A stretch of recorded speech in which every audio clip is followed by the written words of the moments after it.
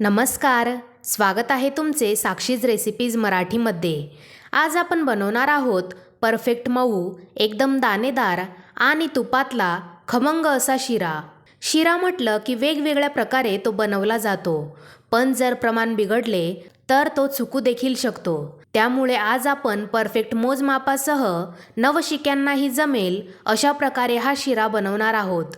चला तर मग रेसिपीला सुरुवात करूया।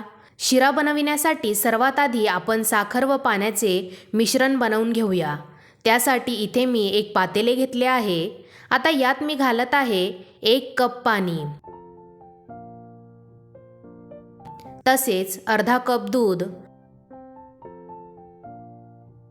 आणि अजून यात मी अर्धा कप पाणी घालत आहे। म्हणजेच यात मी एकूण 1.5 कप पाणी घातले आहे। आता यात मी घालत आहे केसर। केसर घालणे पूर्णपणे ऑप्शनल आहे, तुम्ही नाही घातले तरी चालेल। आता यात मी घालत आहे साखर। यात मी अर्धा कपला थोडीशी कमी साखर घातली आहे। तुम्ही तुमच्या आवडीप्रमाणे साखर कमी जास्त करू शकता। आता याला आपण साखर विरघळेपर्यंत छान मिक्स करून घेऊया। साखर विरघळली आहे। आता या मिश्रणला आपण 2 मिनिटे असेच शिजवून घेऊया। पाणी व दूध गरम करून घेतल्याने शिरा मस्त मऊ बनतो व त्यात गुठळ्या देखील बनत नाही। हे मिश्रण मस्त शिजले आहे। आता याला मी साईडला ठेवत आहे आणि आता गॅसवर मी एक कढई ठेवत आहे। सर्वात आधी आपण ड्रायफ्रूट्स भाजून घेऊया। त्यासाठी कढईत मी घालत आहे 1 चमचा तूप।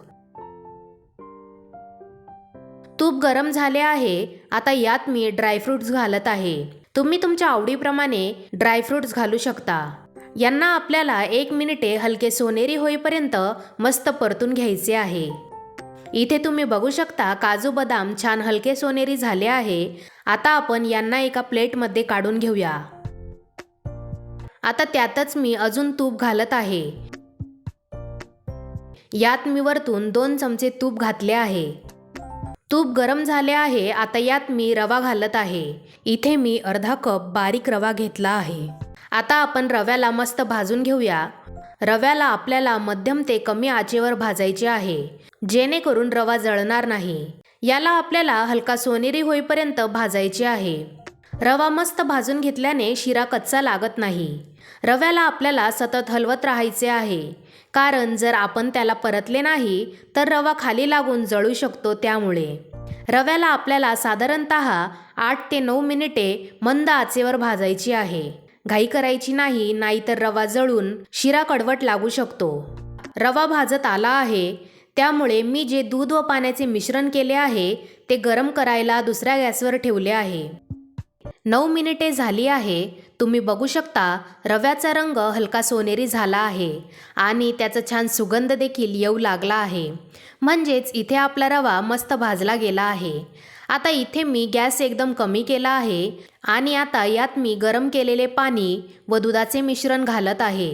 लक्षात ठेवा, हे मिश्रण टाकताना उडू शकते, त्यामुळे हे मिश्रण घालताना एकदम सावध राहा आणि ताबडतोब सतत हलवत राहा, म्हणजे गुठळ्या होणार नाही।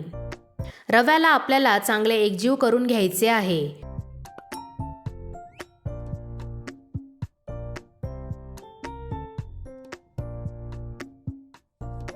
तुम्ही बघू शकता रव्याने पाणी पूर्णपणे शोषून घेतले आहे व रवा मस्त फुलला आहे।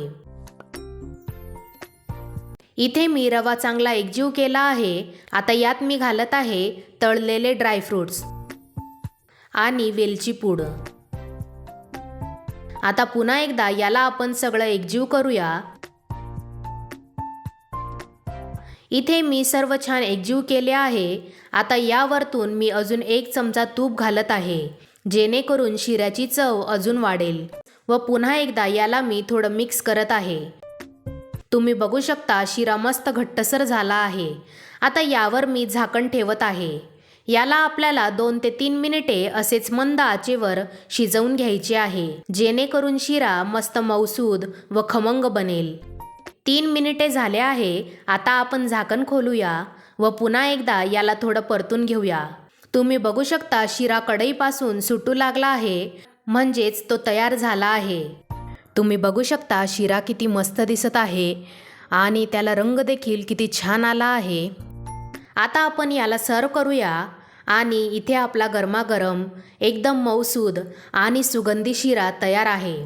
आता याला मी थोडं सजवून घेत आहे. त्यासाठी वरतून मी घालत आहे काजू बदामचे काप आणि इथे आपला खमंग आणि चविष्ट शिरा तयार आहे. खूप सोपी रेसिपी आहे. तुम्ही देखील ही रेसिपी नक्की ट्राय करा आणि जर तुम्हाला ही रेसिपी आवडली असेल तर व्हिडिओला लाईक करा, शेअर करा, तसेच कमेंट करून नक्की सांगा तुम्हाला रेसिपी कशी वाटली. आणि अशाच सोप्या आणि चविष्ट रेसिपींसाठी साक्षीज रेसिपीज मराठीला सबस्क्राईब करायला विसरू नका.